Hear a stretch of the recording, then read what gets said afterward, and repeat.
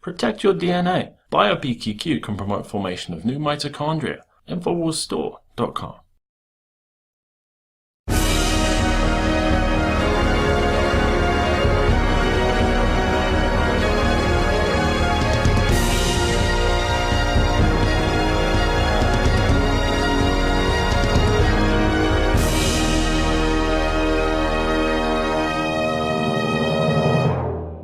Welcome. It's Wednesday, February 22nd, 2012. I'm Aaron Dykes, and we are in an aggressive but entirely nonviolent information war. They are taking over our Constitution, hijacking the fact that we are endowed by the Creator with inalienable rights, and we better take it back. This fascism has been creeping and creeping and creeping for decades. That's gone. It's happening now. Everything is coming undone, and the fight is on right now for our rights on every front imaginable. Coming up on one of those fronts, we have Sheriff Richard Mack. He's been doing constitutional conventions with sheriffs to try to take back our states and local counties from all this federal encroachment. That's coming up. Stay tuned. You don't want to miss it. But first, the news.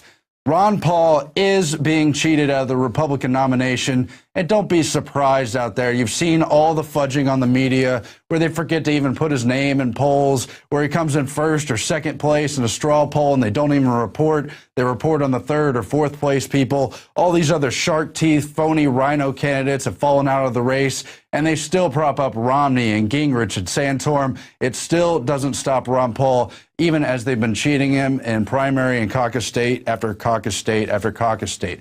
We've got a video in just a moment with Alex on the issue in depth. But of course, they've had to admit in Maine they didn't count on the votes. They accidentally reported that they weren't going to count the votes in certain counties that would have swung towards Ron Paul. And most significantly, they put off a heavily pro-Ron Paul county and district for over a week due to snow that never came.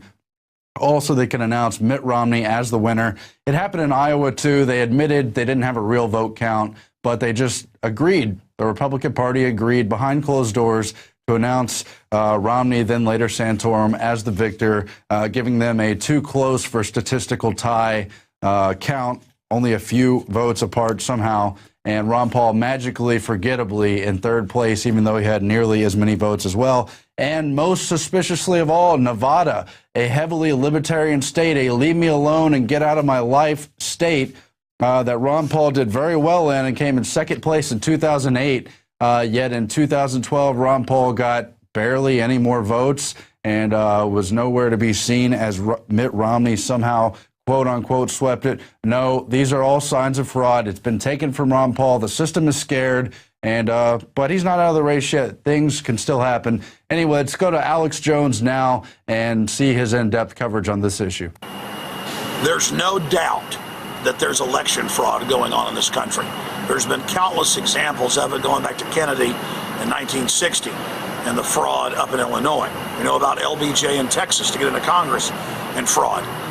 We know about what happened in the 2000 election. It's been certified in Ohio that there was fraud in 2004. But now with Ron Paul, it is undoubted. He clearly won in Iowa. And a month after that election, they just threw the whole thing out and haven't said what they're going to do now, but admitted that a bunch of the precincts had their records disappear. Everywhere like Ames, where he was showing 55, 60% in the polls, all those college university areas.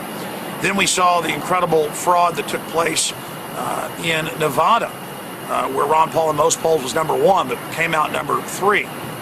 And then, of course, we saw what happened in Maine. There's many other examples, but in Maine, he was polling #1 in almost every poll, some polls #2. And then he came out, of course, losing in Maine, and now he's challenged it, and so they're having to go back and say, oh, we did say that Romney had won with only a few percentage points in. And a whole bunch of counties, the counties that were college areas and others that were polling the highest, they just didn't get counted that night. That's exactly what happened in Iowa, exactly what happened in Nevada. It's exactly what's happening all over this country. And finally, Ron Paul is challenging it. Listen, Stalin said, I don't care who votes, I care who counts the votes.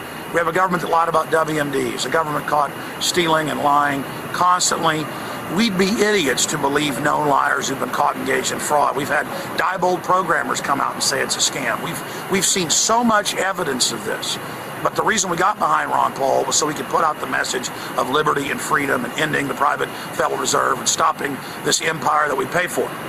So he's won by running, and he's winning by illustrating how much fraud there is. But let me get into more evidence of the fact that Ron Paul is really number one. First off, they told us he couldn't win. They told us he was going to lose. They told us that it would throw away our vote if we supported him, and he wasn't even in the running.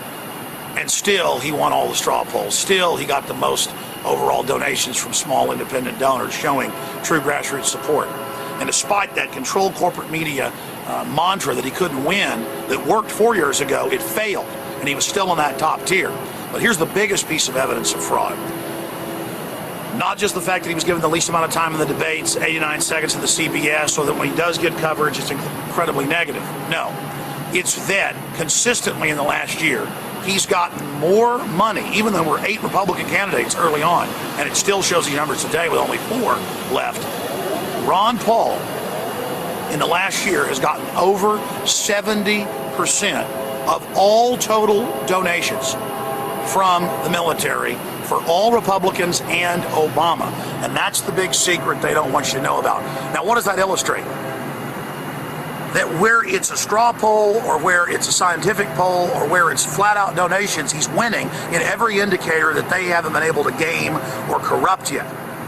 They can only game their electronic voting machines, or in the case of Iowa or other areas, he even wins the precincts, but then they don't report them in and say the truck got lost. There were no trucks in Iowa. They vote right there, they post the results, call it in. But they said a bunch of trucks got lost everywhere he was winning by double digits. Same thing now happened in Maine. So he's winning.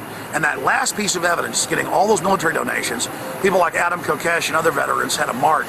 Thousands and thousands showed up of active duty. Almost no corporate or media coverage. Again, showing they'll game things, showing they'll cover things up. In the debates, they attack him and say, you don't support the wars. You don't support the military, implying the military supports all these illegal wars, when in all the polls show they don't. Imagine if another candidate who was a warmonger had this type of military support. That's all you'd hear about. So it shows that the military is waking up. So are the police. They understand that criminals have taken over our government. And so it's a process. Even if Ron Paul doesn't win because of fraud, he is America's real president. And it shows that the ideas of sovereignty and anti-globalism and true freedom worldwide, 1776 worldwide is the answer. Now, I'm on the road traveling to Orlando to speak this next Sunday. I'll be doing reports for the nightly news. I'll be doing my radio show live from the road every day at 11 a.m. Central, 12 noon Eastern.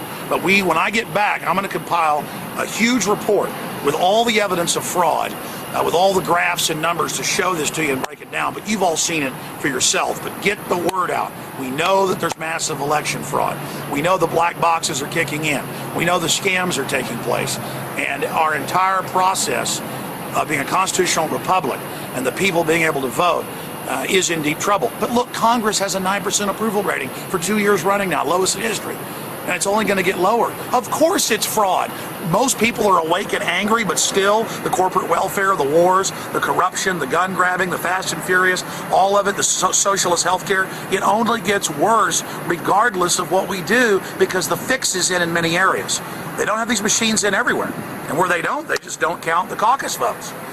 They've got their people in everywhere. And everywhere libertarians and constitutionalists try to run locally, the feds, minions are there trying to block them. But more and more they're failing in the case of Rand Paul and others. That's why you've got to run for local office. You've got to be a watchdog. You've got to take over the bureaucracy yourself so that more and more we can expose what they're doing. So look how far we've grown. Ron Paul 10 years ago couldn't get one co-sponsor to off the Fed. Passed the House last year, killed in the Senate. He's almost got the votes again this year. The idea is out. The liberty is there. That's why top globalist Brzezinski says the elite has never been in this much trouble. All right, I'm Alex Jones reporting for Infowars.com. Please get this video out to everybody because knowing is half the battle. Being aware of what they're doing is half the battle, and getting out of our denial and saying no and waking up. Here's the evidence. You've seen it. Now the rest is up to you. Get out there and expose what's happening. And of course, we all know why they would cheat Ron Paul out of the nomination, the constitutional congressman who they said is on a quixotic bid, who couldn't win. And even as he wins, they just keep turning the cameras away, ignoring him, looking to all other issues. It's because he deals with things like the Federal Reserve. And so what is up with the Federal Reserve lately as they approach the end of their 100-year charter, as somehow they're going to sell us on 100 more years of their pure tyranny? Well, the Fed is writing sweeping rules from behind closed doors. That is a headline in the Wall Street Journal, and they report that the Federal Reserve has operated almost entirely behind closed doors as it rewrites the rule book governing the U.S. financial system. They're calling it the most dramatic revision since the Great Depression, and it's been almost completely without public meetings. Since the Dodd-Frank financial overhaul became law in July 2010, the Fed has had 47 separate votes on financial regulation and scores more to come. And 45 of those 47 votes were totally behind closed doors. They secretly emailed in the votes later and even failed to report the few people within the Fed system who dissented on their decisions. That's the kind of things happening. They have so-called sunshine laws, but apparently that's just been interpreted as opening the window as they meet behind doors in the smoky room. Someone really had better shine a gigantic light on the Fed. Look what came out from the partial audit that they finally got after decades of hammering home this issue, after Ron Paul fought his entire career in Congress to try to bring this up to audit the Fed fully. They found that they were lending to all the familiar big banks. And so what are the decisions they're making behind closed doors in these 47 mostly secret meetings? Well, they're meeting on how much capital a bank must hold, what kind of trading banks can engage in, what kind of fees banks can charge on debit card transactions, all the kind of crazy stuff. And they've got a chart here on the Volcker Rule, which is a really dumbed down version under the Dodd-Frank bill, which was made to appear as though they're reining in the banks when really they're not. A dumbed-down version of Glass-Steagall. Glass-Steagall, of course, the rule that prevented banks that held just general, regular money from speculating and investing and going crazy on that derivatives market. The other set of meetings were all on derivatives. And who had the most meetings in both cases? It was J.P. Morgan Chase, Bank of America, Deutsche Bank, and Goldman Sachs, of course, up there as well, along with the other familiars, Barclays and Morgan Stanley. Why J.P. Morgan Chase at 16 meetings for the Volcker Rule? Why J.P. Morgan Chase at 14 meetings for the Volcker Rule? Well, you guessed it, because Jamie Dimon is the #1 person on the Federal Reserve Board of Directors, and he's the current CEO of J.P. Morgan Chase, the Rockefeller and Rothschild-owned bank. That's right, J.P. Morgan was just a front man for the Rothschilds. The Rockefellers merged their Chase banking operations some years ago into that super mega bank, which has more than 90 trillion in derivatives. And that's a huge, huge issue. Of course, they're meeting on it. So Jamie Dimon is on the board of the Federal Reserve. We've got it right here. In fact, the board has 3 classes. He's a Class A member. Other vultures in that class of board of directors include Richard L. Carrion. No, I'm not making up the name. He's carrion eater, a little vulture. And then they have people represented to represent the public, elected and appointed to represent the public. People like the chairman of Macy's and other big institutions, Silver Lake, the big tech institution. So why was J.P. Morgan Chase at all these meetings? Because anytime Jamie Dimon shows up, he represents both of them. They meet in private. The Rothschilds and Rockefellers set up the Federal Reserve, and they have controlling shares in it, along with other big bankers. How disgusting is that? And how important is it that we bring true accountability to the Fed and move to shut it down? Just another reason to support Ron Paul, because no one else is even close on that issue. Not even close. Meanwhile, following popular outrage over SOPA and PIPA and ACTA and other attempts to strong-arm, control the internet, chill free speech, and shut down websites on a whim, now the globalists are pushing an internet control freak treaty through the United Nations. That's a report by Kurt Nimmo. The International Telecommunication Union, abbreviated to ITU, is a treaty-based organization under the auspices of the United Nations. The ITU is working to globalize the radio spectrum, the latest generation wireless devices, aeronautical, maritime navigation, radio astronomy, satellite-based meteorology, along with the internet, the big one. It is positioning itself to control the next generation networks, the technology that will replace the current free and open internet. Of course, it is a long-standing plan. You've heard Alex talk about it many times over many years, and here it comes. In addition to imposing cybersecurity mandates, it will also outlaw peer-to-peer technologies. And who meets at the Bilderberg meeting for the past several years? None other than the head of cybersecurity, the co-current head of the NSA, General Keith Alexander. He met with all the big tech heads, all the digital agenda people from the EU, the counterparts in the United States, the anti-monopoly, antitrust people. All those people met at Bilderberg, and it just so happened to be the year we saw SOPA, PIPA, ACTA, and now this disgusting United Nations treaty. Just something else to keep an eye on because they're trying to crack down on the web one way or another. Meanwhile, counterterrorism and northern border drug strategy is tied to perimeter security deal. That's from Dana Gabrielle, really one of the only people still writing about the North American Union. We exposed this issue years ago. People were up in arms about it as they tried to put in the super NAFTA highways and all the rest of it, merging our countries between Canada, the U.S., and Mexico. But what's happened now in the years since that's been exposed? Well, we've seen the Fast and Furious thing attempting to bring greater coordination in between the U.S. and Mexico. Meanwhile, they just passed the Beyond Borders deal under the North American Union agenda between Canada and the United States. The whole thing is outlined to control drugs, and you've got people like Senator Chuck Schumer saying, I can't wait till we stop the flow of drugs on the northern border because it all comes into New York. They're not going to stop any drugs. It's just another excuse, just like with Fast and Furious, all of it. They guard the opium fields, they ship in the cocaine, they protect the cartels, all of it. This is just a pretext for greater control. The Beyond Borders Pact outlines and allows U.S. Officials to be on the Canadian side of the border, allows Canadian officials to be on the U.S. side of the border, allows so-called security personnel like the TSA and the air marshals to operate across the border, and for the Canadian Mounties to operate on our side of the border. And, of course, it's got the giant database where they share all the traveler data, all the travelers' information from Canada with the U.S., it's all in that centralized database, just further integrating our country. More great reporting from Dana Gabrielle. And you should check out the issue, too. You'll be amazed at the stuff you find. Mike Adams has a news story, how pasteurized milk is 150 times more contaminated with blood, pus, and feces than fresh milk. And that's right, they do have all those things in that so-called pasteurized milk that you get from stores.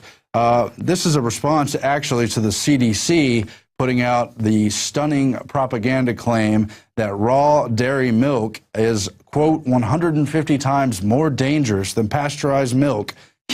Yeah, right. Actually, it has almost all the essential amino acids. It's got unbroken protein chains, incredibly good for the body as long as the farm is clean. And most of those farms who still do raw milk, although they're afraid of being shut down by these terrible federal regulators, actually keep very clean farms. The whole thing with pasteurization is to allow, as Mike Adams points out in the article, to allow dirty dairy to do what they want, to allow this blood, pus, all this dirt, all this disgusting stuff, even feces to be in your milk. Then they just heat it up, destroy all the nutritional proteins in there, and so-called kill the dangerous things that might be in the milk. And that's what they push on the public as they arrest Amish people and more. In completely different news, Strauss-Kahn, the former head of the IMF, was arrested by French police for, quote, complicity and pimping after he admits to attending sex parties all over the world. Yes, it is a story basically out of Eyes Wide Shut. Great graphic we got there from the crew. The disgraced former head of the International Monetary Fund, who lost his job amid claims he tried to rape a New York chambermaid, could face jail time over the, quote, sex parties he's admitted to attending around the world. Strauss-Kahn, 62, whose wife Ann Sinclair is standing by him, has made the extraordinary claim he was unaware the women at the orgies were prostitutes because, quote, they were naked at the time. Look, actually, I don't care what DSK does in his private life. Obviously, I'm against raping anyone, including maids, even though those allegations were dropped. What I'm really against is the heads of the IMF raping entire nations. because that's what they do. Unfortunately, when DSK was driven out of office and made into a celebrity scandal, he was replaced by someone at least as wicked, Christine Lagarde. Meanwhile, at the World Bank, the sister twin organization, you got a toss-up between Larry Summers, who wants to pollute the third world as he rapes us economically here at home, or you've got Hillary Clinton, who pushes vaccines and population control in the third world, Hillary Clinton, who was on the board of Walmart, Hillary Clinton, who was in the legal representation for Monsanto. Those are our leaders. That's the real raping going on. Forget about these little scandals. And sure, they do terrible things in their personal lives. Whatever. Other nice news here. A U.S. government program secretly injected people with plutonium as well as uranium, the article goes on to discuss. This came out earlier in February. There's fresh reporting on it today. You've also got Anthony Giucciardi. Should really learn to speak Italian. It's been revealed the U.S. government program secretly injected citizens with plutonium and uranium. They took unwitting subjects in the 1940s, injected them with uranium to test the effects, all while telling them they were being treated for other kinds of things. In one particular case, the first man injected was Eb Cade in early 1945. He was a worker at the Oak Ridge nuclear facility. He later got in a car wreck. He survived and was bedbound with a broken arm and leg.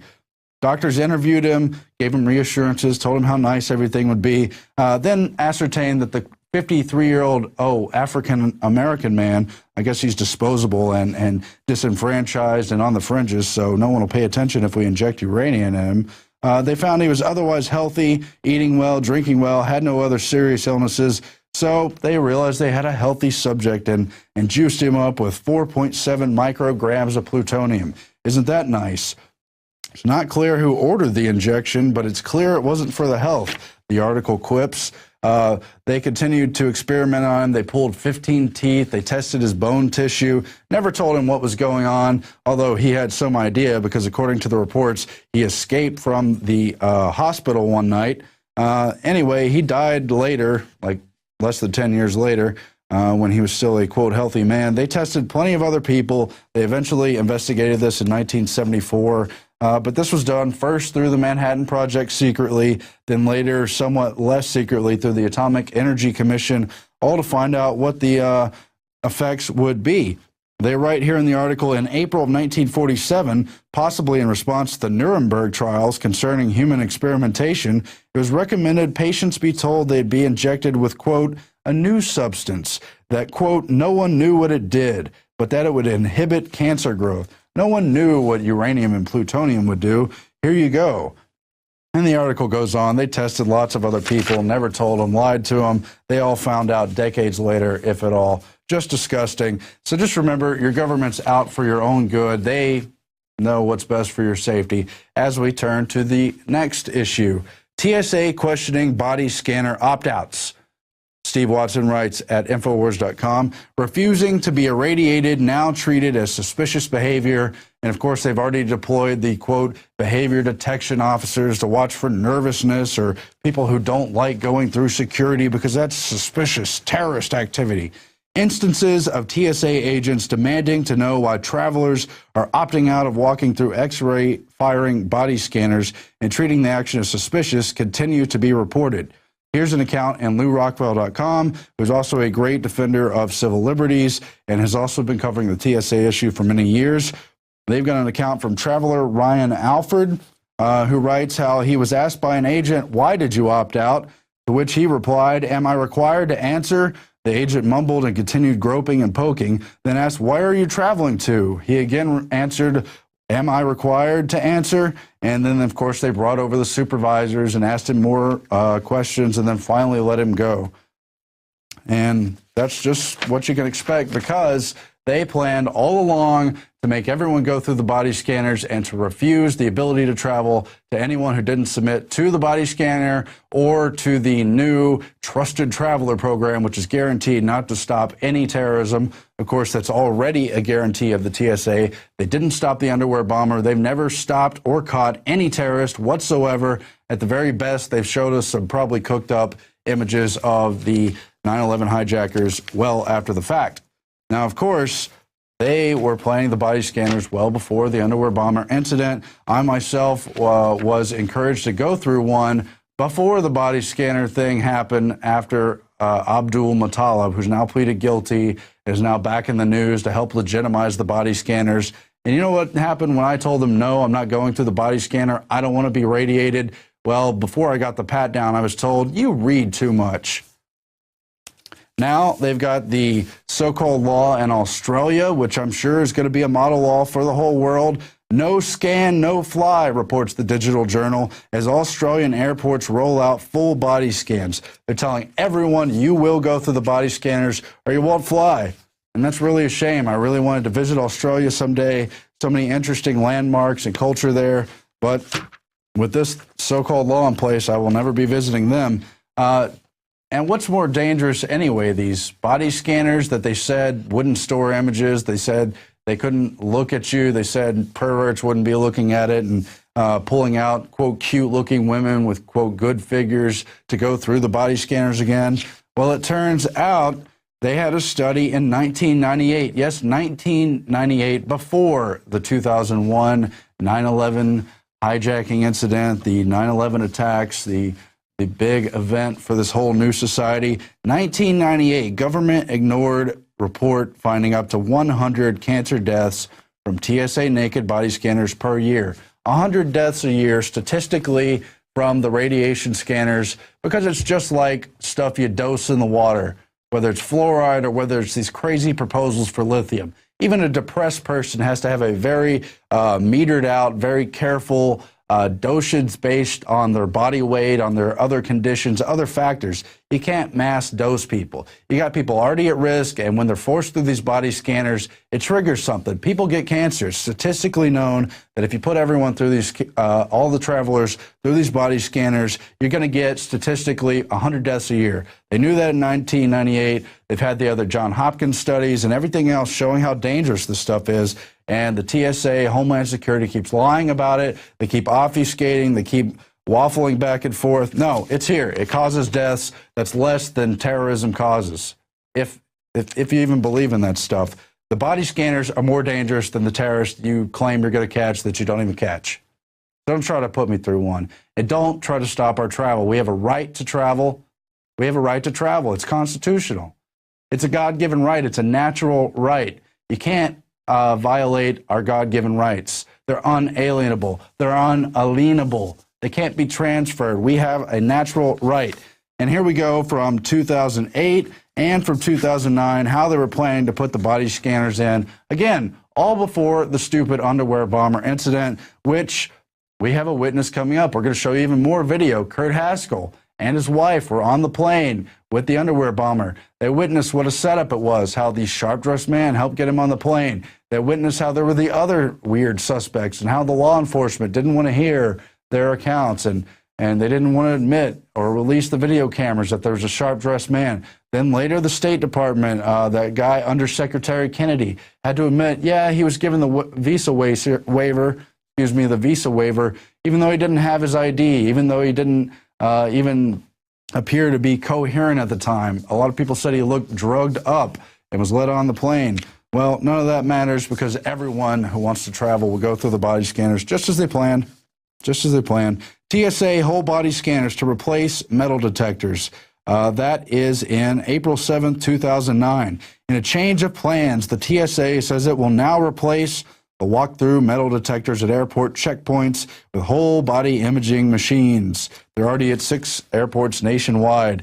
The TSA's plans aren't set in stone, they say, but unless there's an uproar, everyone gets to go through them. Why? Because Michael Chertoff, former head of Homeland Security, has an investment in the body scanner machines, and is a lobby for them. And what better lobby than to be in the position to create a hoax, a pretext for putting everyone through the machines and selling them to airports. Great scam. No one seems to be able to figure it out, except our brilliant listeners here.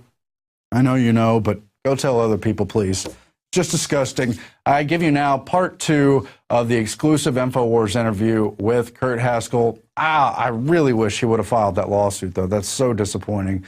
We really have to hold these people accountable as much as we can. This whole thing is such a hoax. They're trying to shut down our travel. I'm going to stop ranting now. I give you part 2 of that interview. This part is about how it's a government cover-up and a false flag.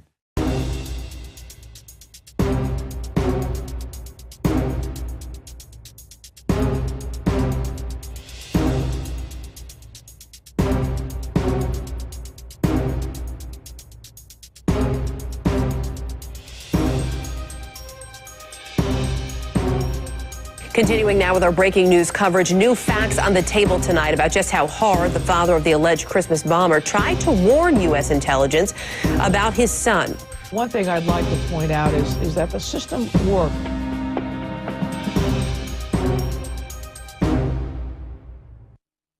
And we're learning tonight more about the suspect. Let's get to Fox News' Andrea Isom. She begins our team coverage. She is live at Metropolitan Airport. Andrea?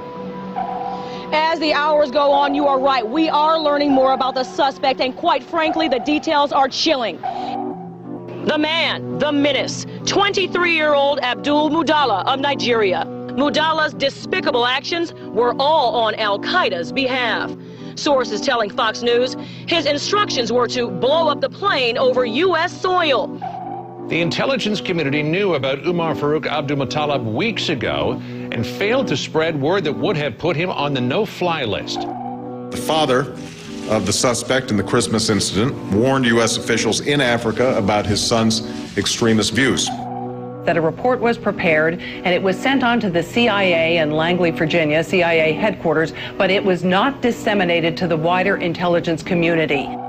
Obviously, when you have a father coming in and talking to the embassy about a son who's radicalized, gives the embassy the passport number, the first thing you would think is a very fast effort to see if the person's got a visa and suspend the visa. One of the things you don't know about is the number of people that we have turned away because their name has been on the watch list or on the no-fly list. Only my mom could, but not me and my dad, because both me and my dad are on the watch list. Tough to believe, but 8 years later, we are still talking about connecting the dots and a failure to communicate. Call for immediate reviews on how this guy got on the plane and how he was able to get some explosives on the plane. So we got a world to This is a controlled patsy. Facts are facts. You can have your own opinions, but you can't have your own facts. When we first took off, I noticed about 10 seats ahead of us to the left-hand side, he had a camcorder, and I didn't think much of it. I thought maybe this was his first flight and was just excited. And then when the actual incident occurred, I looked up, and he was the only one standing and filming the entire thing. You know, when we're on the plane, I didn't notice anybody filming. My understanding is that there was someone filming, but my view of his seat was blocked by the restroom. He was on the left side of the plane, I was on the right, and between us there was a restroom, so I wouldn't have been able to see him anyway. I know more about the story later on. I initially tried to contact him, the man, shortly after the flight, and I just received an email back from an attorney, you know, and not him. He wouldn't talk to me at all. So that was my initial contact with him. Now, interestingly enough, about 6 months ago, this man contacted me out of the blue. He was going to have a deposition in regards to the trial where prosecutors, FBI agents, and I think some Dutch police or someone, around 10 people were coming to interview him in Holland, where he lives. Holland, not Michigan, Holland, the country, or the Netherlands, if you will. And he called me to talk about it. So I actually got to talk to him. He doesn't speak real good English, but we had a conversation for about an hour. And this is what he told me. He said he was traveling by himself. He had just purchased a video camera of some sort, and he was filming us coming in for a landing. Now, mind you, when this started, we were at an altitude of 20,000 feet. The media reports it was 10,000 feet, but it was 20,000 feet because I know I was watching the CBAC monitor when it started. So I'm not sure what exactly you could film that high other than some clouds, but anyway. So he's filming out the window, heard a commotion, he turned and started filming. He said he had video of the incident. He also said he had still pictures of the the man in orange, who was the man taken into custody after we landed. He told me that the video was seized by the FBI after landing, and that he still had the still pictures of the man in orange. So I asked him to forward me copies so I could verify that it was the same man, and just for me to look at too. And he asked me why I wanted those, and I said for my own personal interest, and he said, I don't trust that you won't put them on the internet. I'm going to keep them for my own personal safety. Make of that what you will. I don't know. That's his statement. He didn't seem to be anything other than what he's claiming. From what I could tell, he didn't seem to be lying to me, but you know, make up your own mind whether that story's credible or not. The video has never been released.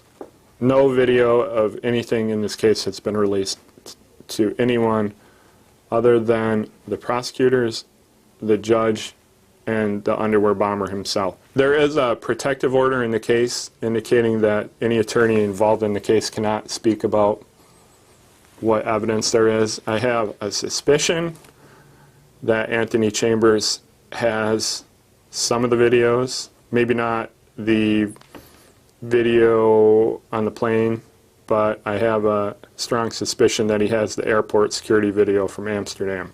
There's never been any picture or video of the underwear bomber released going through security or at the airport or anything. He didn't go through security. He was escorted around security. And actually, shortly after this incident, there was an article. It's from the Herald Scotland, December 28th, 2009, and this is a really important article, and this is the only paper to ever report on this, and nobody talks about it. For this one sentence, the military police have already said Abdul Muttalib did not go through passport control at Schiphol when he arrived from Lagos. Okay, they admit he didn't go through passport control, but what they don't tell you here is that passport control and security are in the same line at Schiphol. So if you're not going through passport control, you're not going through security. So there's an admission here. Abdul Muttalib not only did not have his passport checked, but he didn't go through security at all. They leave out the fact that he was escorted, but obviously this is the reason no one else is reporting on this article or talking about it. But again, here we have an admission. The underwear bomber did not go through passport control at Schiphol Airport, and passport control is the same line as security, so therefore 2 + 2 means he didn't go through security. So he didn't go through security. So therefore there are no pictures possible of him going through security because he didn't go through it.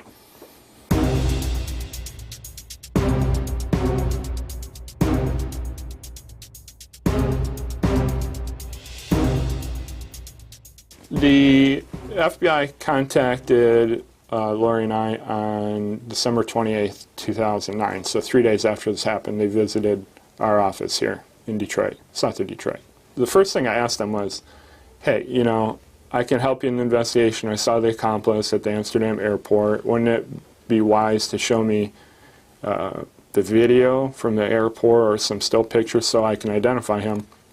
And the two agents, and they're two different agents this time, they kind of did like a half head turn near each other and kind of did like a chuckle under their breath. And that was right at the start of the interview, and it raised red flags with me right away. There was no response to, you know, we don't have the video at this time, or we don't think you should see it. Nothing. No response at all. They then proceeded to ask me the story again, which I told them the story again. They showed me a series of around 10 pictures, and I looked through them. The first 8, I said, I have no idea who these people are. The next 2 were of the underwear bomber, and I got the impression that they were trying to confuse me to destroy my credibility, maybe? I don't know. It was rather strange, but none of the man in orange and none of the man in tan suit that escorted the bomber at the Amsterdam airport, so it's kind of strange. Pretty early on, within a few days anyway, that there was something really weird going on, maybe a cover-up, because, you know, I had the FBI agents come to my office on December 28th, not even wanting to talk about the man in the tan suit that helped the bomber at Schiphol Airport, which to me was a huge red flag, because as far as I know, myself and only one other person saw him. The one other person hasn't been willing to talk about it. So it would make sense that the government would want to talk to the eyewitness and have the eyewitness identify the man. And when they didn't do that, being a lawyer, it started really raising red flags with me, number one. Then number two, in regards to the man in orange who was taken into custody after we landed, you see, the government couldn't say he didn't exist because he was taken away from a group of all of us passengers. And several other passengers saw this, so they had to lie and cover up who he was. They couldn't say he didn't exist like they tried to do with the man in tan suit. So they started telling lies about this man. First of all, they said he didn't exist, and that didn't fly because several passengers saw him. It wasn't just me this time. You know, and then they told 5 other lies. After we had been there for about an hour, all the time with our carry-on bags, 3 bomb-sniffing dogs were brought in. One of them sat down by the bag that was brought in by the man in orange. He had an orange. He appeared to be of Indian or Pakistani or some similar descent, maybe around age 30. He was walked back to a room, not in handcuffs. He went in the door. He was in there approximately an hour. When he came out, he was handcuffed, taken away. An FBI officer came up to the group of the rest of us passengers and said the following, which is not exact but close. You're being moved to another area. It's not safe here. I'm sure all of you saw what just happened and can figure out why you're being moved. We were taken to a customs area, and they brought bomb dogs and checked all the luggage with that. Another person was taken aside and handcuffed and brought out, and we were moved into another room for safety reasons, they told us. My story on this has been the same all along, and the FBI now has 5 versions of their story, which I clearly lay out with a time period and with each version, and they're not credible. There is absolutely no excuse for the reason why. Number one, we were left on the plane for 20 minutes, not knowing if there was another bomb there. Number two, security allowing us to take our carry-on bags off the plane, and we stood there with all of our bags together for an hour until the bomb-sniffing dogs arrived. And then, you know, after they found one, well, then we're moved to another area, and now they don't want to talk about the man who was taken away. You were there. They didn't stop him for immigration violations. The dog went over and sat down in front of his bag, the alert for explosives. Right, exactly. Unless this is a passport-sniffing dog. This is a huge story, one of the biggest out there. The FBI is on this full time. They know what's going on. Why are they being dishonest? And how do we investigate this when the investigators themselves are engaged in clear obstruction of the truth? You know, I don't know how else to take it. It's either utter incompetence or intentionally hiding something, you know, and I don't know how to take it. I came out to the media and I said, look, that's not possible. These were bomb-sniffing dogs, not agricultural sniffing dogs. And this went on 5 times, and then they finally quit talking about him and gave up. But they kept changing their story about him.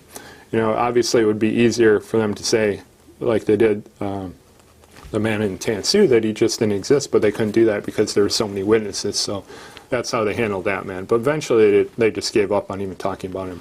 Interestingly enough, at the end of January 2010, when this case was about a month old, well, a little earlier on, we had Obama come out and say, hey, this was just a series of mistakes that we made, and, you know, we need to beef up our security procedures or what have you. But then recently after that, we had 2 important things at the end of January 2010. One was an ABC News article by Brian Ross, where he came out and said, yeah, you know, this man in tan suit that was witnessed by passengers, he said passengers, but really it was just me, that, you know, we're looking into this guy and we think he actually helped the underwear bomber so that he wouldn't get cold feet.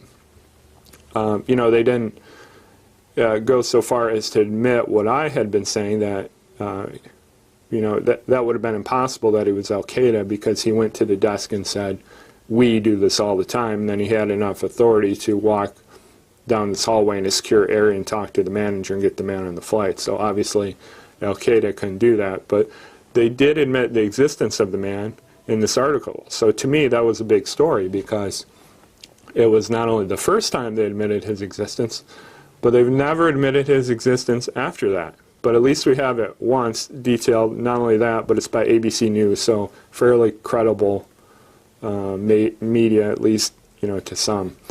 But later in January 2010, we had hearings in Congress on this, where we had Undersecretary of State Patrick Kennedy come out, and if you watch the video of him, it's pretty telling that he's trying to cover up something and not tell the truth. He's squirming in his chair and seems really uncomfortable answering the questions. And this video is all over the internet if you want to Google it and look at it. But what he said is basically, you know, we knew Abdul Muttalib was a terrorist. We wanted to stop him from coming in the country and revoke his visa. There have been numerous cases where our unilateral and uncoordinated revocation of a visa would have disrupted important investigations that were underway by one of our national security partners. They had the individual under investigation, and our revocation action would have disclosed U.S. government's interest in that individual and ended our colleagues' ability, such as the FBI, to pursue the case quietly and to identify terrorist plans and co-conspirators. But we had a request from an intelligence agency, and he didn't say which one. What he said was, we'll talk about it in closed session. And he said we had a request from an intelligence agency that they're tracking Abdul Muttalib. They want to let him into the U.S. to follow him and to catch bigger fish. And they honored that request in order to let whatever intelligence agency do their business, so that they wouldn't knock out one lone soldier in the war on terror, and they could essentially follow him in the U.S. and catch accomplices. So that's what they admitted to. But Patrick Kennedy went on to say there's more to this, we need to talk about it in closed session, and that's kind of where it ended. So obviously I don't believe that for a minute. What I believe through, and what's been shown through the evidence, I believe, is that an intelligence agency gave Abdul Muttalib an intentionally defective bomb and put him on the plane to stage a fake terrorist attack. So though, you know, those two things early on raised a lot of red flags with me, and then because of that, I just started paying attention to every single detail in this case, going to all the court hearings, and it's just been one contradiction after another, one lie after another. You know, the media not wanting to report on things, and it's just, to me, it's a very, very obvious staged event.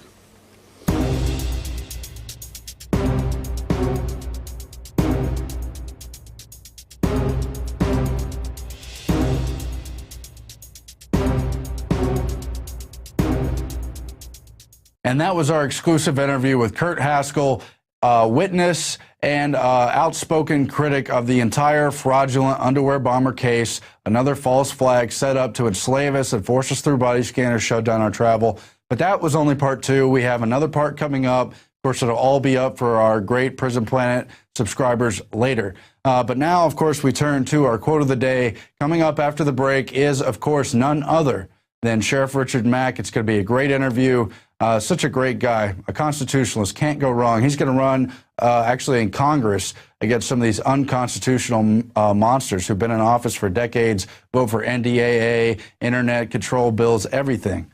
Anyway, our quote is from Arnold J. Toynbee. There's another Arnold Toynbee as well, the elder. This Toynbee was 1889 to 1975 lifespan. He was actually the first president of the Royal Institute of International Affairs, the public branch off that is the sister organization to the Council on Foreign Relations, all coming from the Rhodes, Cecil Rhodes secret society that steers so much of our modern day, all based on that Jesuit model of secret societies, based on that Illuminati model of secret societies, always working in secret. And here's that quote from Professor Arnold Toynbee, best known for his 12-volume series, A Study of History. We are presently working discreetly with all our might to wrest this mysterious force called sovereignty out of the clutches of the local nation states of the world. That's right, they want to destroy sovereignty. That quote's from 1931. You've heard the other quotes, the founding quote of the CFR about how they want to undermine, circumvent, destroy national sovereignty, and all the other players that are part of the system. Bilderberg, again, is a branch from the Cecil Rhodes Secret Society, and it's just crazy. Crazy what these people are involved in. We're going to continue to expose them and stop them. We have no other choice. This is our future. This is our lives. This is our right. We have a right to the life, to our lives, to our pursuit of happiness, and that's just the way it is. We're never going to stop.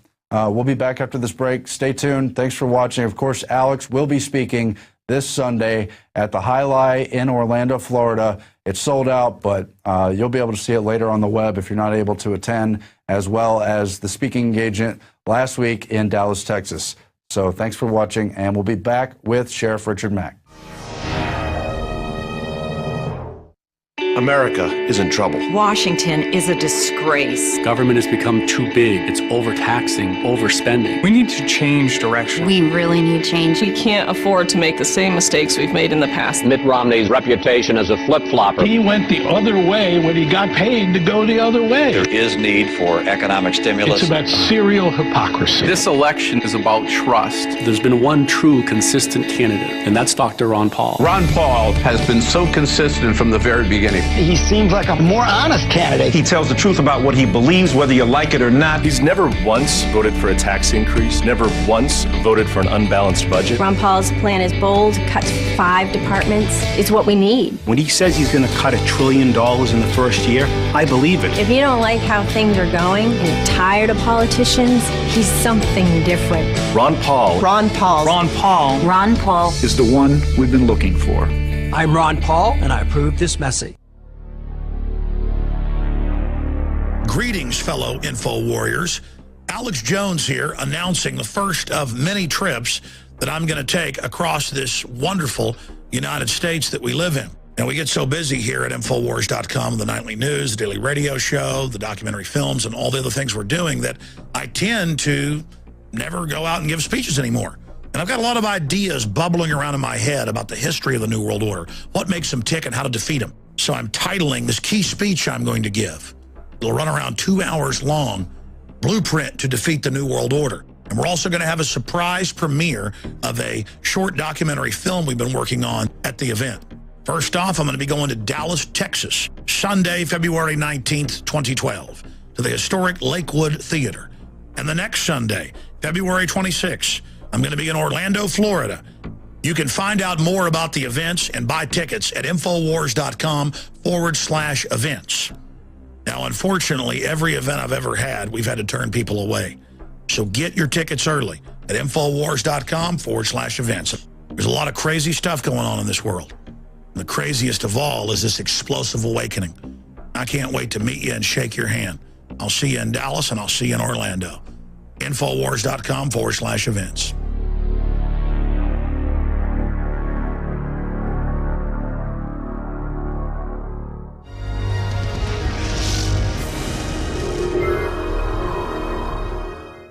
And we're back from break. We're joined now by a guest who really needs no introduction for our audience, but he is the former sheriff of Graham County, Arizona, and you know him better as Sheriff Richard Mack. Thanks for joining us, sir. Hey, Aaron. Good to be with you again. Yeah, so no Alex, huh? Well, Alex is on the road. He just spoke in Dallas last Sunday, and then he's going to be speaking in Orlando this Sunday. Well, I'm glad he's keeping busy. You know, good job. Yeah, he's reaching out, and we're trying to make this awakening happen. I'm going to tell you right now, I'm going to be shocked if he's busier than I am. Yes, sir. But I'm glad he's busy. So. Well, tell us what all you're up to, because it's quite a bit. Well, as you know, we just completed our first Constitutional Sheriff Convention in Las Vegas, and that was January 30th. And I'm going to tell you, it was just an absolute resounding success. It couldn't have been better. I guess the only way it could have been better is if instead of having 90 sheriffs that we would have had 150 or 200. We did a grassroots effort to raise the money for this event. We paid for all the sheriffs' travel expenses. We paid for the hotel. We paid for their food. And the people all across America made that happen for us. And now, absolutely, we want to have another one, and we're planning to have another one. And what this convention did for all of us, including the sheriffs that were there, it proved this works. Yeah. It absolutely proved that what we're doing is legitimate. And I mean, here we have the Denver Post article about it. And what is the headline? Emerging movement encourages sheriffs to act as a shield against federal tyranny.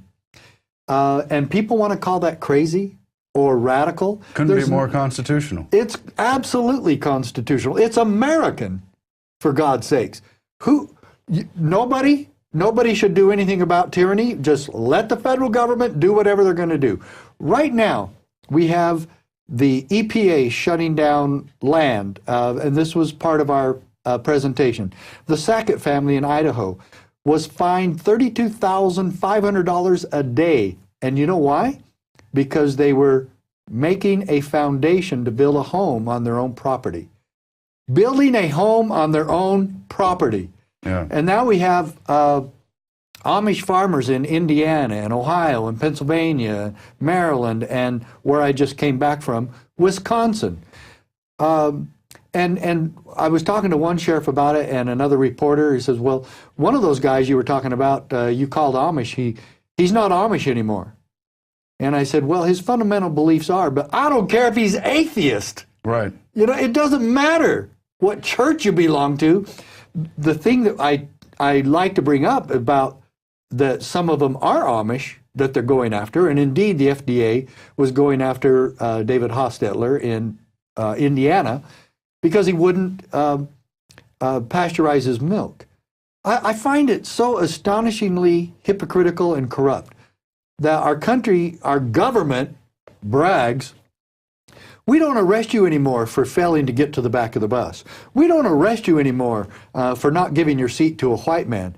Oh, yeah, but we will arrest you for not pasteurizing your milk. You know, and again, I don't care what religion any American is. I don't care what your personal beliefs are. In America, we don't do that. And that you don't get the proper license. But the problem with part of this is that one of the Amish farmers had allowed the FDA to come on his property and do an inspection several times. And he passed the inspection with flying colors. You know, we've got this here just to bring up as a bypass. The Queen has been caught loving raw milk, but she won't let Canadians drink it. We're not supposed to drink it here. I've been drinking raw milk. I think it's really good for you. It's got all the amino acids in there. And it is really good for you. And the thing of it is, I flew out to Madison, Wisconsin to drink milk with Max Kane and Vernon Hershberger. Mm-hmm. And Max Kane is not Amish, but Vernon Hershberger grew up Amish, and he's left some of the Amish traditions. Like he will drive a car, and he does have a computer and stuff like that. But his fundamental beliefs are still Amish. And he has a wonderful family, and I went to his farm. But as I said, I went all the way out from Arizona, and I live in Texas now, as you know. But this was 1.5 years ago when I still lived in Arizona. Flew all the way out, had never met Vernon Hershberger or Max Kane, went to the state capitol steps and drank illegal contraband. We've got it on screen right now. There it is. There I am drinking raw milk with Vernon Hershberger and Max Kane and breaking the law on the state capitol steps. And I went all the way from Arizona to Wisconsin to drink raw milk. And you know what? I hate milk. Yeah. I don't even like milk, never have. This is the first time my children, who are all adults, my oldest is 36, and this is the first time ever my kids have seen me drink a glass of milk. Yeah. But I will tell you, you are correct. Raw milk tastes better than store-bought milk, than pasteurized milk. Oh, there's no question. It's 10 times better for you. Yeah. You know, and so, but of course the FDA now wants to shut them down, and actually the one in Wisconsin is the state government. The state government is now trying to put Vernon Hershberger in jail because he will not pasteurize his milk. This is a farm that's been in their family for a long time, and all this is they feed cows grass. That's it. Grass. Yeah. Only grass. Very That's dangerous. it. Very dangerous. Not corn. Oh, yeah, I know. And then they take the milk and put it in some containers right from the cows, and they provide it to some of their friends and family members and neighbors, friends and neighbors. And we want to put them in jail for that. But that's why we had to bring back the conversation about the Constitution, because it's Alice in Wonderland otherwise. I mean, what do you think about the whole GMO issue? They're doing all this lab-made food, so-called, and they won't even label it, and they're fast-tracking that stuff, but they're shutting down organic food conventions in Nevada, and because it's not an isolated case with the Amish. It's lemonade stands. It's everything. Lemonade stands, exactly. The 7-year-old girl in California got arrested or something, or charged or fined, ticketed by cops because she wasn't licensed to do lemonade. And I'm going to tell you right now, every chance I get, I drink raw milk and use raw cheese and other raw dairy products. And when I was out in Wisconsin, I'm just talking 2 weeks ago, I was out there on the Hirschberger farm, and I had an entire meal twice with products just from his farm. Everything right from his farm. Organic, his family, all his children help with the processing of the farm, work on the farm. I've never seen more well-adjusted children, happier children, healthier children, a good American family. And what are they getting? Threats from our government to go to jail. And we're going to destroy their farm, we're going to destroy their land, we're going to destroy their family as much as we possibly can. And quite frankly, a lot of what my book is about is that very issue, the magic of gun control. It sounds like I'm only talking about gun control, but quite frankly, I'm talking about all the abuses going on. There's magic in our government. Only our government can keep us safe. Exactly. Only gun control can keep us safe. And world history has taught us that all that is a big farce. So you have to believe, if you're going to believe today's politicians, you have to believe that there's magic. Yeah. And quite frankly, the book points out, I invented a new word for the book, polymagician. Yeah. And a polymagician is, of course, an illusionist and a politician put together. So, polymagician. So, you got to go to sheriffmack.com to get the book. An illusionist for the many or the masses. And yeah. So, it talks about the food freedom. And everybody should be just simply saying, let's live and let live in this country. I don't know why our government doesn't go by that one simple rule. Live and let live. If I'm not hurting anybody else, and of course these Amish farmers would never hurt anybody. They're completely the most peaceful people on the face of the planet. Good, honest American people. And of course, what does our government do? Our government hasn't got one simple thing straight for a long time. Leave people alone. Government has to leave me alone unless I'm hurting someone else. Which brings us to, when I say polymagician, I naturally think of Lamar Smith. And there's going to be an interesting race there. Why don't you tell us about it? Well, now I moved to Texas not even quite a year ago.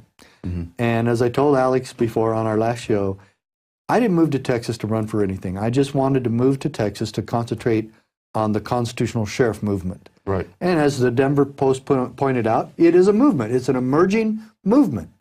And it is. And it is a successful one. And it is a powerful one. And one of the sheriffs from Oregon said that some of the sheriffs out in the West and in Oregon told him not to attend because our convention was going to be too radical. And this sheriff came up and told him, shook my hand and said, hey, I was told not to come to this because it was too radical. And he said, there's nothing radical here. This is just America. Yeah, the Denver Post, it wasn't really a bad article, but they kind of made it sound like, oh, it's scary that citizens are asking their sheriffs to attend this event and telling them they're not going to vote for them if they don't want to be constitutional. Oh, man, you don't want to do that. Right. You see, a constituent doesn't have the right to do that. And we've got some of the photos on the screen, by the way. Now, that's Peggy Littleton and her county sheriff. Peggy Littleton is a county commissioner from Colorado. Mm-hmm.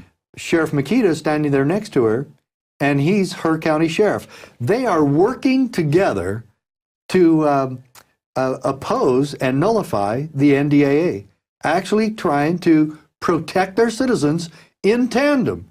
which in my book I say, there's an equation in my book. A constitutional county commissioner plus a constitutional sheriff equals liberty. And that's all we're talking about. And let's make a point very clear here. I have never advocated violence against the federal government. Of course. And I will never. And now I'm suing the Southern Poverty Law Center, as you're very much aware. Right. Because they said I did. And that has caused a great deal of damage towards me and what I'm trying to do, because all their publications get out all over the country to law enforcement agencies. And in fact, Time magazine even said that I said that, and I guess they were quoting the Southern Poverty Law Center. Well, I'm plain and simply not going to put up with it anymore. The Southern Poverty Law Center is such a dishonest organization, and they've lied about me since 1994. When all of a sudden I'm so shocked that I'm in these books from Morris Dees and the Southern Poverty Law Center, that I'm some horrible threat and terrorist. And do you know all that I did to gain that honor? You didn't believe in the magic. I did not believe in the magic. And, all I did was file a lawsuit against the Clinton administration to stop the Brady bill, because the federal government wanted to force me into compliance and to go along with their idiotic, stupid mandates to comply with the Brady bill. And I just simply said, the federal government can't tell me what to do. Is that so hard? Is that so wrong? That makes me a terrorist because I don't want to go along with the Clinton administration and this ridiculous violation of the Constitution known as the Brady bill. And that went all the way to the Supreme Court, and you beat him. And I beat him. Yeah. And so Lamar Smith better know you're a fighter, and people know about his tyranny. People are waking up, and it's those kind of people in Congress whose time have come, I think. Yeah, and you know, quite frankly, let's look at all the things that Lamar Smith has done. He voted for the Patriot Act. He voted for the NDAA. In fact, as a Republican, he has given the ultimate power to the worst president in American history, to Barack Obama, and has taken us full circle. That's exactly what King George III was doing. Yeah. So we've come full circle. And who gave Barack Obama now the power to use military against American citizens without any recourse, no habeas corpus, no Bill of Rights, no nothing, no trials, no charges even filed against people? They can just say you're an enemy combatant, you're a terrorist, we're putting you away. And so this is what Lamar Smith has done, and now he wants to come back to District 21 in Texas, which is between Austin and San Antonio, and all the counties in between. He wants to come back and say, what a hero I am, you know? Yeah, I believe in all these spendings, and I believe in SOPA, the Stop Online Piracy Act. He wants now to have the federal government regulate the internet, and you know why they want to do that. They want to tax it to death and tax it out of existence, but they can't balance the budget. This is another thing Congress has failed at. They've now gone over 1,000 days without establishing a budget, so they've broken the law there, haven't done their job. And isn't it amazing? You remember Martha Stewart, why she went to prison? Insider trading. Insider trading. She must have been really bad. Oh my gosh. Went to prison for 6 months. And yet now the newspapers report that Lamar Smith has done the exact same thing. In fact, even worse. He actually worked on a committee in Washington, D.C. to get a company, a private company, a contract with the federal government. A few days before that was official, he invested in that company. And I wouldn't say anything, I didn't make any of this up. I just read the newspapers, just like anybody else can do. And so the newspaper asked him about that, and he said, well, my broker did it. It was just a coincidence. All 5 times. 5 times he invested in that same company. Now he's making thousands, using his position, my dear friends, using his position to make money off the backs of these kinds of deals. Well, insider trading. Insider trading. Doesn't that come closer to racketeering? Or It is. It should be illegal. And they even suggested that they should make it illegal. And of course, Lamar Smith opposed that. This is what happens when we have career politicians. This is what happens when people stay in Washington, D.C. too long. And I will not do that. First of all, my record speaks for itself. I will follow the Constitution, and anybody wants to help out with this campaign, we really need your help. Just go to, and this is a great one, I love this line. sheriffmackforcongress.com. You know, and I love telling Lamar Smith, hey, I'm coming to Washington. There's a new sheriff in town. And so, the tagline's ready to go. Yeah, exactly. And I feel like saying, Mr. Smith, instead of going to Mr. Smith goes to Washington, Mr. Smith, get out of Washington. And I'm a go candidate. Goes home from Washington. Get out of our house. Yeah. Yeah, get out of our house. Well, he's not the only one. There's a lot of people who need to leave Washington. Well, and Go is trying to go after a lot of them. And I'm glad you said that because, yeah, we need to get rid of all the incumbents. I have a bumper sticker that says, re-elect no one. And that's really how I feel. And I'm here to tell you and everybody else, I will not stay over 8 years. That's it. Yeah. 8 years was good enough for George Washington. It should be good enough for Lamar Smith and everybody else. And the Founding Fathers never intended that we'd have career politicians destroying our country. And I do mean that. Now, James Madison, in my book, I quote Madison, and he says that the American people will lose more freedom from those in power than by any sudden war or attack from a foreign enemy. This is where we're at today. Our own government and our own leaders destroying our Constitution, trampling the principles of freedom that our country was founded upon. Why don't we hold them accountable for this? You know, and quite frankly, it's not a political thing, it's not a Democrat thing, it's not a Republican thing. We've got to stand on principle in this country. We've got to stand for the Constitution. If we're not going to do that, then what makes us any better than anybody else that's in jail? Yeah. And Sheriff, let's talk more about the NDAA, because I know you've studied history. You know about Soviet Russia and China and the Stasi in East Germany. And isn't Homeland Security and the NDAA moving us all dangerously close to those trends? It's just classical tyranny, and they think they're going to bring that down on this country. And I don't know if people are talking enough about NDAA, but we've got states saying no, passing bills saying they're not going to go along with it. Right. You've already talked about the people at the county level. Right. Let's talk some more about that. Well, it was a big part of our Constitutional Sheriff Convention. The NDAA came up frequently, and that our federal government could be so blatant and open about such a horrible violation of the Constitution. This is basically our own government declaring war on our own Bill of Rights, declaring war on freedom and liberty. Yeah. And it all falls in. I mean, you're talking about GMOs. I mean, all the corn in this country right now is GMO. Yeah. You know, genetically modified corn, all of it. And I've even had farmers who aren't really too concerned about that. He says, oh yeah, Monsanto owns all our corn and all our farms, and they tell us how to do this GMO corn, and that's what we do. So Agenda 21 was another big thing that we talked about at our convention. And I have to tell you, too, though, the entire convention started with a film that I put together that simply showed all the abuses going on in America. Mm-hmm. Then we went right into Michael Badnarik's 1-hour review of the Bill of Rights. And then I did a half-hour deal on my Supreme Court case that you were just talking about, and how that restores the 10th Amendment and state sovereignty. And so right after that, we went to a break, and I had a sheriff from Texas come up to me, and he said, Sheriff, I've got to tell you something. I was really wondering about coming to this convention. And he put his hands up to his face and goes like this, you got me. And, you know, I was so thrilled with that. And I said, you know what? The spirit of freedom was so strong in that room, you could cut it with a knife. And it was obvious that this sheriff felt it. He knew what he was talking about. He knew what he had felt.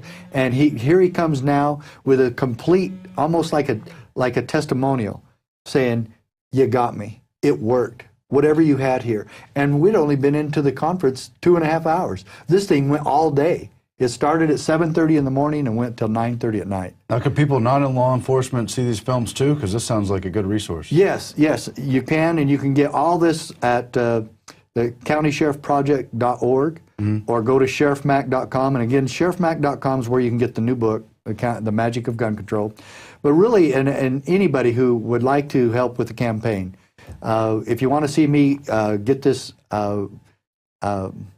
what would you call him, a rhino Republican or unconstitutional congressman out of office, the guy who helped get the NDAA in, and Mr. Lamar Sopa Smith, that's what we call him now, Lamar Sopa Smith, who wants the federal government to regulate the internet, If any of you are in favor of that and you want the federal government to force companies to, just like yours here even, to keep track of all your clients and customers and to keep a list for the FBI to come check anytime they want.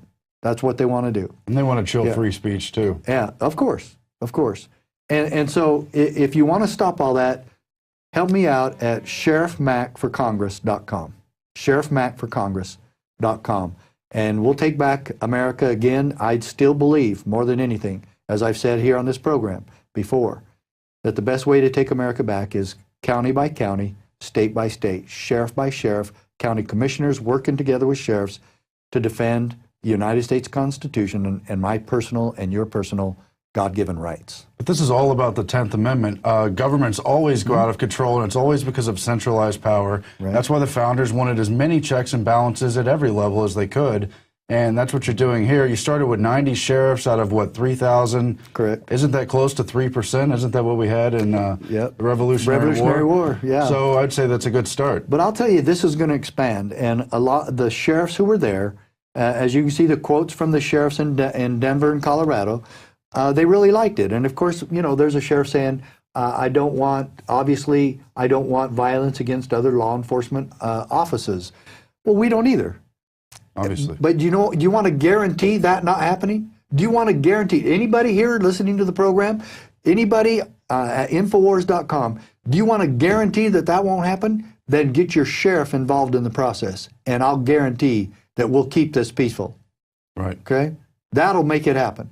And we had 90 sheriffs who are witnesses now that we are not asking for violence. We are trying to find a way to prevent it. And in fact, you want to go through history? Rosa Parks was arrested by people who had badges on. Rosa Parks should have been taken home by those two officers, not to jail. Right. Oh, you mean don't enforce the law? That's exactly what I mean. When the law becomes destructive of freedom and liberty, we got to have sheriffs and peace officers and deputies and county commissioners who stand against stupid laws. That's what I'm about. And now tell me which one is more correct. Which one keeps the peace? Protecting Rosa Parks and escorting her home, or sending her to jail? Well, that's what they want to do with us today. Our government has never stopped putting people at the back of the bus. They just go from one group to another. Gun owners, I'm afraid, are going to be next on the Obama agenda. If Obama gets elected, you better grab your guns and your Bible, because he's coming after them. And my book, The Magic of Gun Control, definitely bears that out. The whole entire Fast and Furious thing, that's all it was about, was more gun control. It was not about sending guns to Mexico. It was about gun control. They wanted to create such an uproar to show that these guns are coming from Arizona gun shops and Arizona gun shows down to the cartels. The federal government staged that whole thing so that we could get more gun control going in America. It blew up in their face because Agent John Dodson whistle blew on them, and here we go again. And of course, Agent Brian Terry loses his life in this thing. This was an operation called Fast and Furious. Folks, you help me get to Washington, D.C., I'll show you Fast and Furious. We'll cut so many departments, including the VATF, your head will spin. You want Fast and Furious in Washington, D.C.? Sheriff Mack for Congress. Well, I like what you have to say about the magic quip, because they just want us to transfer all the power behind the Wizard of Oz's curtain. Exactly. And just I like trust that. him, You right? got it. Yeah, you got it, Aaron. That's exactly right. This exposes the men behind the curtain. I mean, who do they think we are? Who do we think they are? We know what they're doing up there. Yeah, very good. I like that. So, yeah, we do have to put a balance of power back, and obviously it does start at the county and state level. So, well, my case says that. I'm glad you brought balance of power, because Justice Scalia, in our Supreme Court victory, he actually said that the solution to all of this is simply maintaining a healthy balance of power between the states and the federal government. Yeah. So that's all we're after. We're not after hurting anybody or destroying anybody. Yeah, we want government off our backs. We want the federal government to be responsible, and we want to cut the federal bureaucracies. That's it. Now, the federal government has already proved they won't do that. So what's the only answer left? State sovereignty. The states have to do it. And so there's nothing radical, there's nothing subversive about it, there's nothing illegal, unlawful, or violent. This is an effective means exercising a peaceful solution to a horrible problem that the federal government has caused once again. There's a big shocker. Unlawful. These people run with a gang of criminals who've said they want to do an end run around the Constitution. That's not unlawful? Well, yeah, and Nancy Pelosi has said it, and many other congressmen have said, and including Lamar Smith, said, oh, the Constitution's just up for personal interpretation, or it's a guidelines, but there's nothing express in it, and it's a living document, and basically Congress can still do whatever it wants. Nothing expressed with enumerated powers and guaranteed explicit rights, and and even Scalia says that word in my decision. He said that the 10th Amendment and the enumeration of powers, the discrete and enumerated powers granted to the federal government, are rendered express by the 10th Amendment. So it is expressly forbidden that the federal government go outside Article 1, Section 8. That's what they ought to call our movement, Article 1, Section 8. This guy knows about the Constitution. Obviously, people like Lamar Smith do not. No. How do we help you in the campaign? When is the election? What are the things people need to know about that? Well, they keep moving the primary, which is totally helping me because of this ridiculous thing going on with the redistricting here in Texas. And so that's actually helping me. It was going to be March 3rd, which I didn't have enough time because I barely got into this. Right. But now they've moved it back to the last part of April and maybe even May or June. It could even go into August if the fighting between the Democrats and Republicans continue on the redistricting issue. That's all helping me. It's playing into my hands. And so, folks, if you can, make a donation or whatever you can at sheriffmackforcongress.com. sheriffmackforcongress.com. We need volunteers. Again, anybody who would like to help, just get a hold of us at sheriffmack@hotmail.com, or you can email. There's an email also available at sheriffmackforcongress.com.